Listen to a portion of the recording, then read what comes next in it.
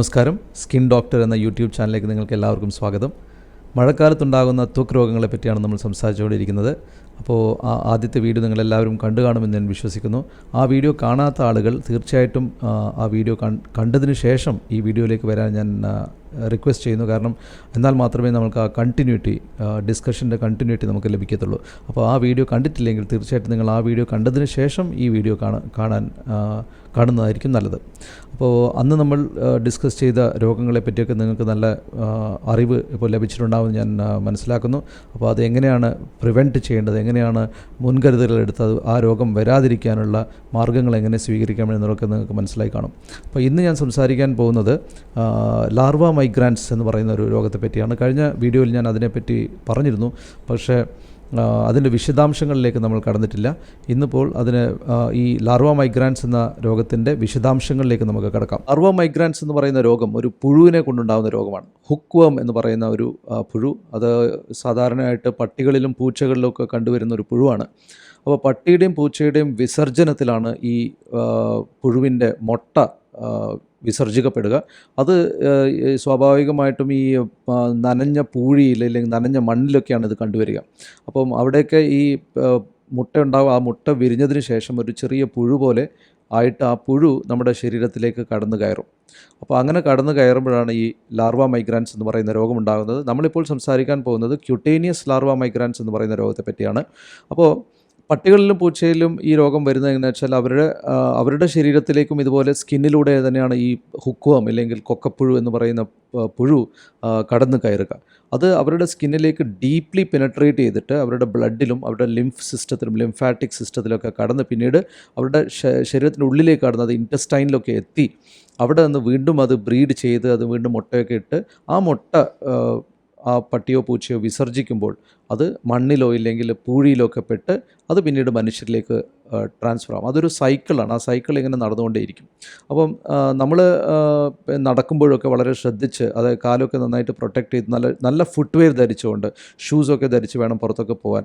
ഈ ബെയർ ഫൂട്ടഡായിട്ട് ചെരുപ്പൊന്നും ഇടാതെ നമ്മൾ പോയി ഇതുപോലുള്ള മണ്ണിലോ അല്ലെങ്കിൽ പൂഴിയിലോ ഒക്കെ നമ്മൾ ചവിട്ടാനിടയാൽ, പ്രത്യേകിച്ച് ഇപ്പോൾ കൺസ്ട്രക്ഷൻ വർക്കൊക്കെ നടക്കുന്ന സ്ഥലങ്ങളിലാണെങ്കിൽ ഈ പൂഴിയൊക്കെ കൂട്ടിയിട്ടിട്ടുണ്ടാകും. ആ പൂഴിക്കകത്താണ് ഈ പട്ടിയും പൂച്ചയൊക്കെ വന്ന് വിസർജിക്കുക.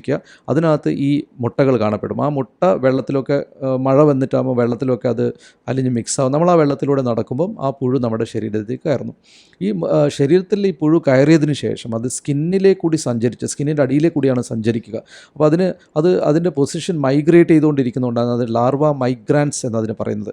അപ്പം ഇന്ന് ചിലപ്പം ഒരു സ്ഥലത്ത് എത്തിക്കഴിഞ്ഞാൽ 4-5 ദിവസം കഴിയുമ്പോൾ മറ്റൊരു സ്ഥലത്തേക്കായിരിക്കും അത് ക്രീപ്പിംഗ് ഇറപ്ഷൻസ് എന്ന് പറയും. അപ്പോൾ അത് നീങ്ങിക്കൊണ്ടേയിരിക്കും. ഒരു പാമ്പിനെ പോലെ അല്ലെങ്കിൽ ഒരു ഒരു സ്നെയിൽ ട്രാക്കൊക്കെ പോലെ പാമ്പൊക്കെ പോലെ ഒരു ചെറിയൊരു സ്കിന്നിലിങ്ങനെ കാണപ്പെടും. അപ്പോൾ അതുകൊണ്ട് തന്നെ ലാർവ മൈഗ്രാൻസ് അല്ലെങ്കിൽ ക്യൂട്ടേനിയസ് ലാർവ മൈഗ്രാൻസ് എന്ന് പറയുന്നത്.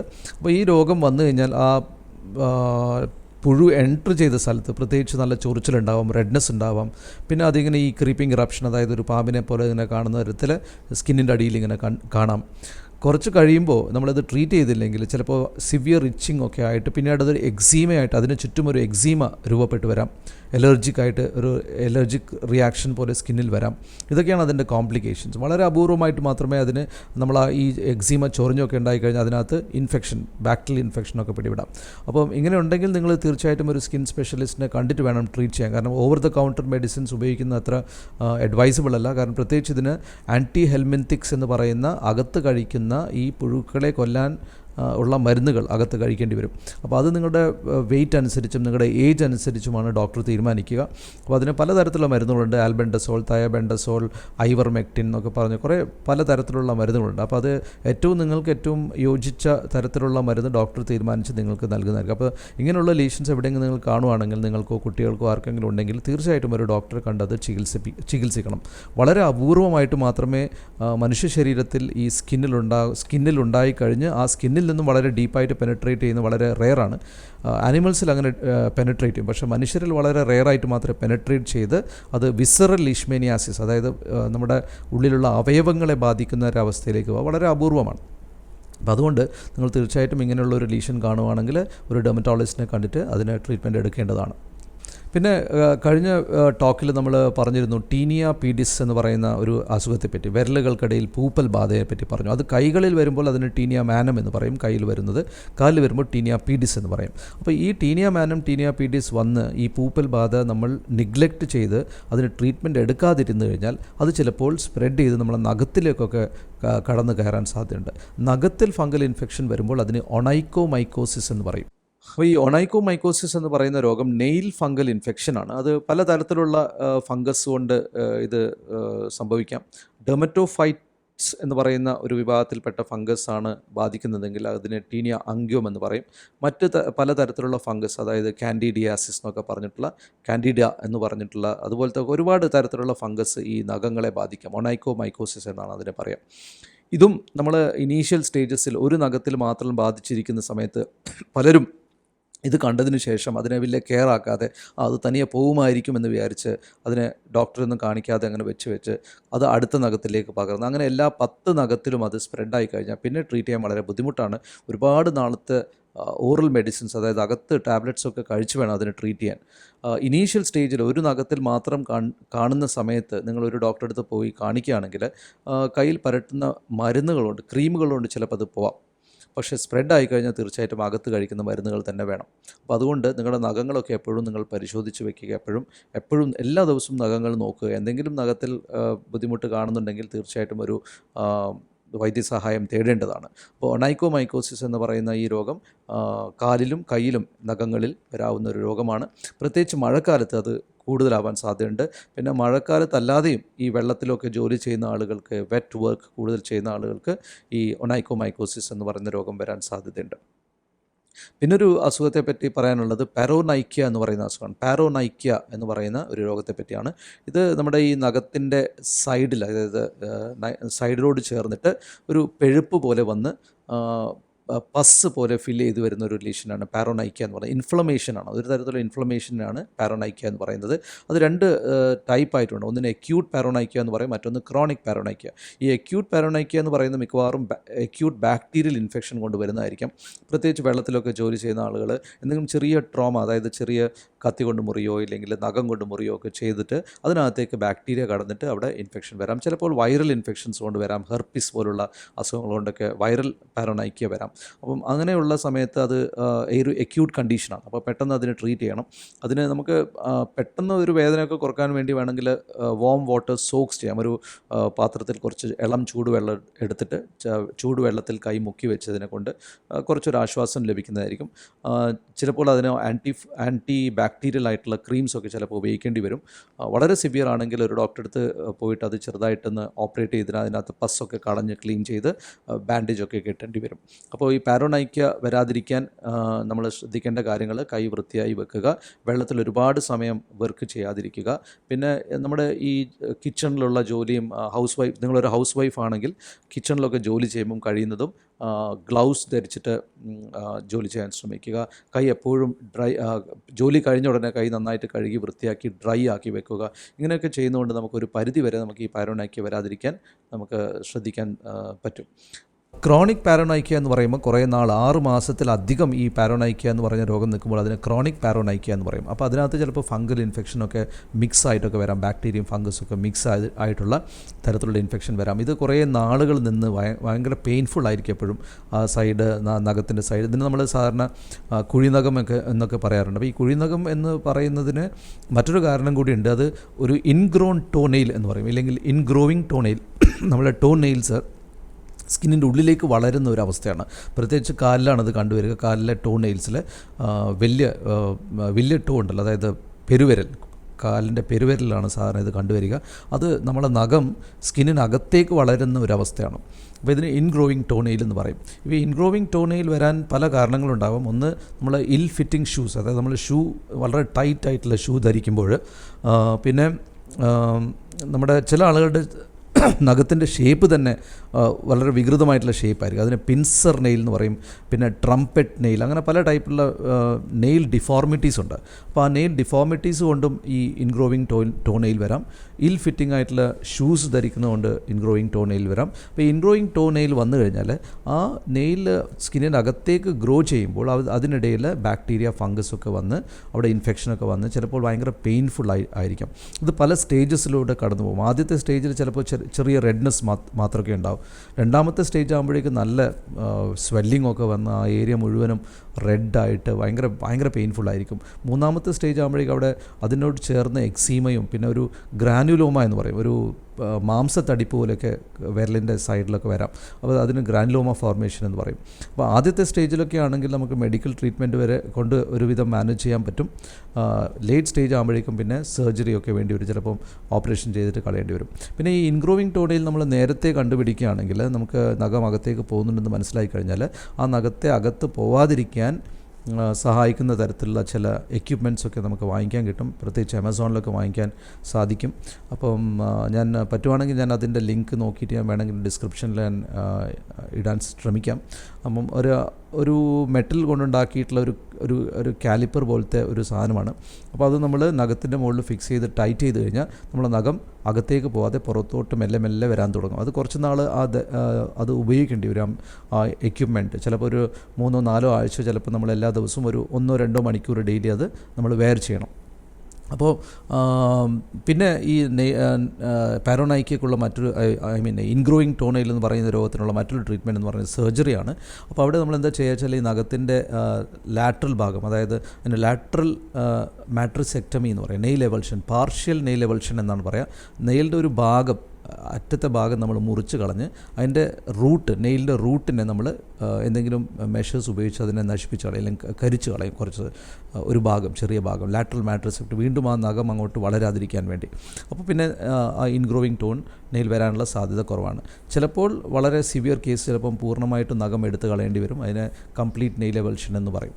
അപ്പം ഇതാണ് ഈ നമ്മൾ ഇന്ന് ചർച്ച ചെയ്യുന്ന 3 അസുഖങ്ങൾ. ഒന്ന് പാരോനൈക്യ, മറ്റൊന്ന് ലാർവ മൈഗ്രാൻസ്, മറ്റീ പറയുന്ന ഇൻഗ്രോയിങ് ടോണയിൽ. അങ്ങനെ ഈ 3 രോഗങ്ങളെ പറ്റിയാണ് ഞാൻ ഇന്ന് നിങ്ങളോട് സംസാരിച്ചിരിക്കുന്നത്. മറ്റൊരു കാര്യം എനിക്ക് പറയാനുള്ളത്, ഈ ഇൻഗ്രോവിങ് ടോനെയിൽ വരാതിരിക്കാനുള്ള മറ്റൊരു മുൻകരുതൽ എന്ന് പറയുന്നത്, നമ്മൾ നെയിൽ എപ്പോഴും ട്രിം ചെയ്ത് വെക്കുക, വൃത്തിയായിട്ട് ട്രിം ചെയ്ത് വെക്കുക നെയിൽസൊക്കെ. ആ നെയിൽ ട്രിം ചെയ്യുമ്പോൾ അതിൻ്റെ എഡ്ജസൊക്കെ കറക്റ്റായിട്ട് മുറിഞ്ഞു എന്ന് നമ്മൾ ഉറപ്പ് വരുത്തണം. നമ്മൾ ഒരു ഭാഗത്ത് ചിലപ്പോൾ മുറിക്കും, മറ്റൊരു ഭാഗം ഇങ്ങനെ മൂർച്ചയോടെ നിൽക്കുന്നുണ്ടാവും. അപ്പോൾ ആ മൂർച്ചയുള്ള ഭാഗം പിന്നീട് സ്കിന്നിൻ്റെ ഉള്ളിലേക്ക് കയറി ഇൻഗ്രോയിങ് ടോനെയിൽ വരാം. അപ്പോൾ നെയിൽ നഖം മുറിക്കുമ്പോൾ വളരെ കെയർഫുള്ളായിട്ട് നല്ല വൃത്തിയിൽ സമയമെടുത്തിട്ട് വേണം നമ്മൾ മുറിക്കാൻ. എല്ലാ ദിവസവും കൈയും കാലും ഒക്കെ നന്നായിട്ട് പരിശോധിച്ച് എല്ലാം വൃത്തിയുണ്ടോ എന്ന്. ശുചിത്വം വളരെ ഇമ്പോർട്ടൻ്റ് ആണ്. അപ്പോൾ ശുചിത്വം നമ്മൾ പാലിക്കുകയാണെങ്കിൽ, എല്ലാ ദിവസവും കൈയും കാലുമൊക്കെ നന്നായിട്ട് ഒബ്സർവ് ചെയ്യുകയാണെങ്കിൽ ഇതുപോലുള്ള രോഗങ്ങൾ ഒരു പരിധിവരെ നമുക്ക് പ്രിവെൻറ്റ് ചെയ്യാൻ സാധിക്കും. പിന്നെ ഇങ്ങനെയുള്ള ഈ പാരോനൈക്യ, ഈ ഒണൈക്കോമൈക്കോസിസ്, ഇങ്ങനെയുള്ള രോഗങ്ങൾ സാധാരണ കണ്ടുവരുന്നത് ഞാൻ നേരത്തെ പറഞ്ഞ പോലെ നമ്മൾ മീൻ പിടിക്കാൻ പോകുന്ന ഫിഷർമാൻ, പിന്നെ നമ്മുടെ ബാറിലൊക്കെ വർക്ക് ചെയ്യുന്ന ആൾക്കാർ, കിച്ചണിൽ വർക്ക് ചെയ്യുന്ന ആൾക്കാർ, കുക്കായിട്ടൊക്കെ വർക്ക് ചെയ്യുന്ന ആൾക്കാർ, പിന്നെ ഹൗസ് വൈഫ്സ്, ഇങ്ങനെയുള്ള ആൾക്കാർക്കൊക്കെയാണ് ഈ അസുഖം കൂടുതൽ വരിക. പിന്നെ മഴയത്തൊക്കെ നമ്മൾ കൂടുതൽ സമയം വെള്ളത്തിലൊക്കെ വെക്കുമ്പോഴും ഇങ്ങനെയുള്ള അസുഖങ്ങൾ വരാം. വെള്ളമായിട്ട് കൂടുതൽ ഡീൽ ചെയ്യുന്ന ആൾക്കാർക്കാണ് ഇങ്ങനെയുള്ള അസുഖങ്ങൾ കൂടുതൽ വരിക. പിന്നെ മറ്റൊരു കാരണം എന്ന് വെച്ചാൽ എക്സസീവ് സ്വെറ്റിംഗ് ആണ്. ഒരുപാട് വേർക്കുന്ന ആളുകൾക്കും ഇതുപോലുള്ള അസുഖങ്ങൾ വരാൻ സാധ്യതയുണ്ട്. പിന്നെ എക്സസീവായിട്ടുള്ള സ്വെറ്റിംഗ് കൊണ്ട് വരാൻ സാധ്യതയുള്ള മറ്റൊരു രോഗം എന്ന് പറയുന്നത് ഇൻറ്റർട്രൈഗോ എന്ന് പറയും. അതായത് നമ്മുടെ ഈ കാല് ഇടുക്കുകളിൽ, അതായത് തുടയുടെ ഇടുക്കുകളിൽ ഒരു ബ്ലാക്ക് കളറായിട്ട്, ഇല്ലെങ്കിൽ കുറച്ചൊരു ബ്രൗണിഷ് കളറൊക്കെ ആയിട്ട് ഭയങ്കര ഇച്ചിങ് ആയിട്ടൊക്കെ അനുഭവപ്പെട്ട് വരാറുന്ന ഒരു രോഗമാണ് ഇൻറ്റർട്രൈഗോ എന്ന് പറയുന്നത്. ചിലപ്പോൾ സ്ത്രീകളിൽ അവരുടെ ബ്രസ്റ്റിൻ്റെ അടിയിലും ഇതുപോലെ ചിലപ്പോൾ വരാം. അതിന് ഇൻറ്റർട്രൈഗോ എന്ന് പറയും. ചില ആളുകൾക്ക് കക്ഷത്തിൽ വരാം. അപ്പോൾ ഇത് എന്ന് പറയുന്നത് ഇനീഷ്യൽ സ്റ്റേജസിലൊക്കെ ആണെങ്കിൽ ചിലപ്പോൾ നമുക്ക് ആൻറ്റി ഫംഗൽ പൗഡേഴ്സൊക്കെ വാങ്ങിക്കാൻ കിട്ടും. ഓവർ ദ കൗണ്ടർ വാങ്ങിക്കാം. ഇത് ഡോക്ടറിൻ്റെ പ്രിസ്ക്രിപ്ഷൻ ഇല്ലാതെ വാങ്ങിക്കാൻ കിട്ടുന്ന ചില പൗഡറുണ്ട്. കാൻഡിഡ് എന്ന പേരിലൊക്കെ അവൈലബിൾ ആണ്. ക്ലോട്രിമസോൾ എന്ന് പറയുന്ന ഒരു മെഡിസിനാണ്. അപ്പോൾ അതിൻ്റെ പൗഡർ ഇട്ട് നമുക്ക് ഇനീഷ്യൽ സ്റ്റേജിൽ പൗഡർ ഇട്ട് ചിലപ്പോൾ അതുകൊണ്ട് ചിലപ്പം പോവാം കുറച്ച് ദിവസത്തേക്ക് ആ പൗഡർ ഉപയോഗിക്കുന്നുണ്ട് പോകാം. പക്ഷേ അത് പോകുന്നില്ലെങ്കിൽ നിങ്ങൾ തീർച്ചയായിട്ടും ഡോക്ടറെ കാണിക്കണം. പക്ഷേ ദയവ് ചെയ്ത് ഓവർ ദ കൗണ്ടർ ക്രീംസ് വാങ്ങിച്ച് ഉപയോഗിക്കരുത്. എസ്പെഷ്യലി ഞാൻ അന്ന് പറഞ്ഞ പോലെ ഈ സ്റ്റീറോയിഡ് അടങ്ങിയിട്ടുള്ള ഒരുപാട് ക്രീമുകൾ അവൈലബിൾ ആണ്. എസ്പെഷ്യലി കാൻഡിഡ് ബി പോലത്തെ ഏറ്റവും അബ്യൂസ് ചെയ്യപ്പെടുന്ന മരുന്നുകളാണ് ഈ കാൻഡിഡ് ബി, പാൻഡേം എന്നൊക്കെ പറയുന്ന ക്രീമുകൾ. ഒരിക്കലും അങ്ങനെയുള്ള ക്രീമുകൾ നിങ്ങൾ വാങ്ങിച്ച് ഉപയോഗിക്കരുത്. ഡോക്ടർ തന്നാൽ മാത്രമേ അത് ഉപയോഗിക്കാവൂ. നിങ്ങളായിട്ട് വാങ്ങിച്ച് ഉപയോഗിക്കാൻ പാടില്ല. സ്റ്റീറോയിഡ് അടങ്ങിയിട്ട് ക്രീമുകൾ എസ്പെഷ്യലി സെൻസിറ്റീവ് ആയിട്ടുള്ള ഏരിയസ്, തൊടയുടെ അടുക്കിലൊക്കെ ഒരിക്കലും ഉപയോഗിക്കാൻ പാടില്ലാത്തതാണ്. അപ്പോൾ അത് ഉപയോഗിക്കരുത്. കാൻഡിഡ് പൗഡർ ആണെങ്കിലും വലിയ പ്രശ്നമില്ല. പക്ഷേ അതുകൊണ്ട് ശരിയാവുന്നില്ലെങ്കിൽ തീർച്ചയായിട്ടും നിങ്ങൾ ഡോക്ടറെ കാണിക്കണം.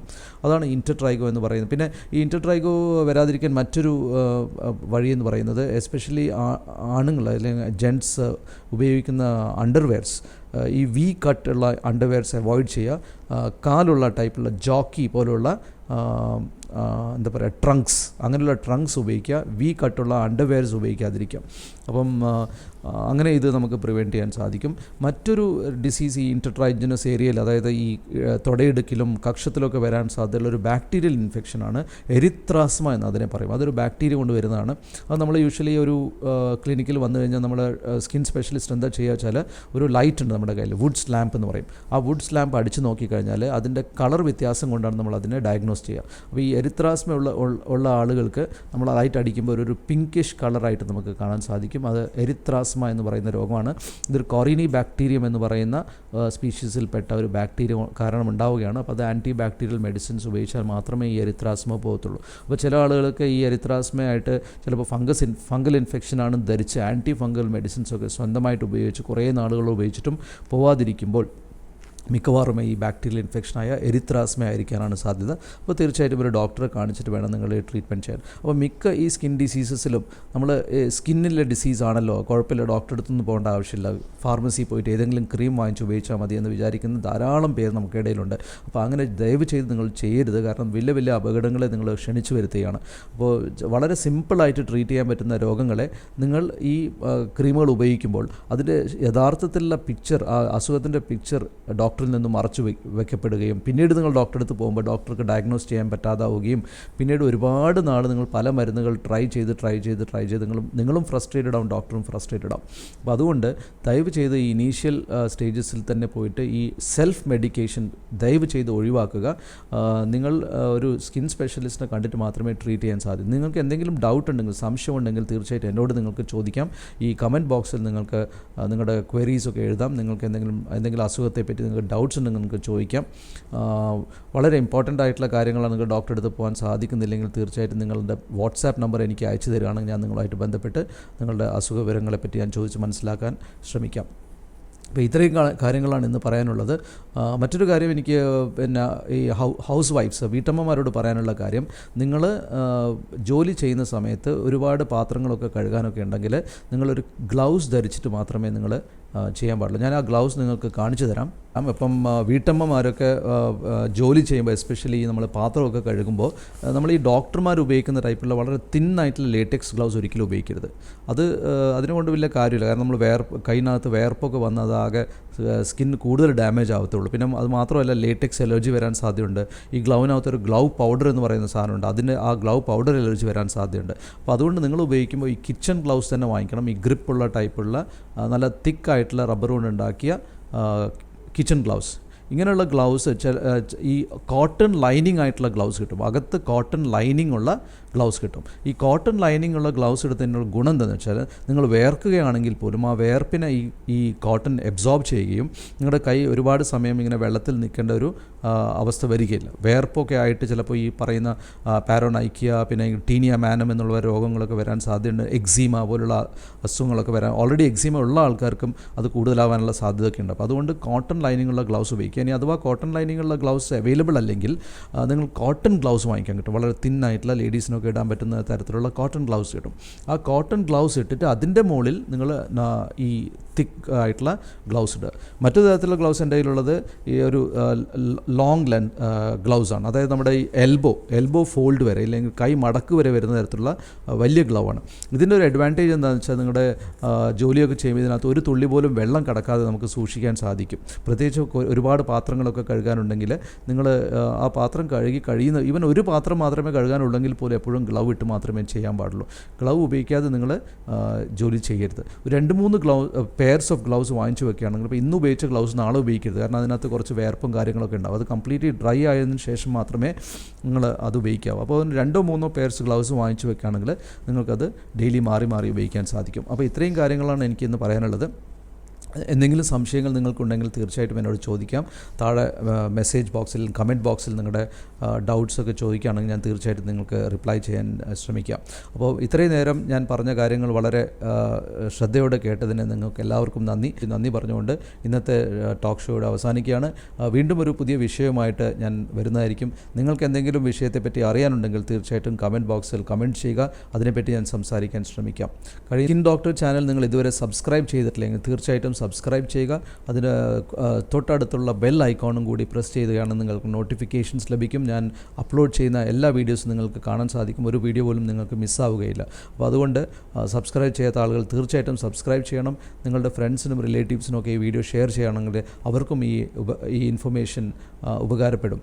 അപ്പം വീണ്ടും നമുക്കൊരു പുതിയ വിഷയമായിട്ട് വീണ്ടും കാണാം. നമസ്കാരം.